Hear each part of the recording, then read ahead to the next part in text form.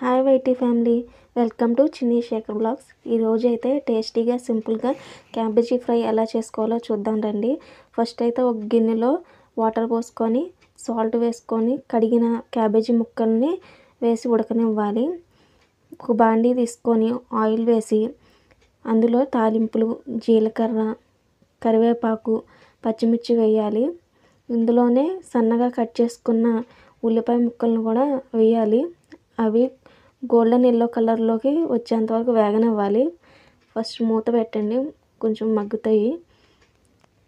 మూత పెట్టి తీసిన తర్వాత ఒకసారి ఫ్రై చేసి అందులోకి కొంచెం ఫ్రెష్గా దంచిన అల్లం వెల్లుల్లి పేస్ట్ వేయాలి. కొంచెం దాన్ని బాగా వేగనిచ్చి పచ్చివాసన పోయేంత వరకు వేగనిచ్చి అందులోకి ఉప్పు, పసుపు, కారం, ధనియాల పౌడర్ వేయాలి. ఇక్కడ నుంచి చూపించాను కదా, అలా అయింది మీకు సరిపడా.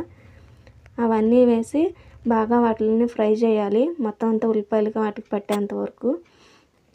ఇందులోనే బాగా ఉడకబెట్టుకున్న క్యాబేజీ ముక్కల్ని వేసి బాగా ఫ్రై చేయండి.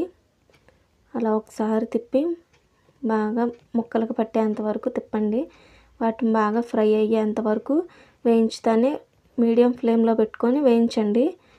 బాగా వేగిన తర్వాత మీరు వేసి దించేసేయండి.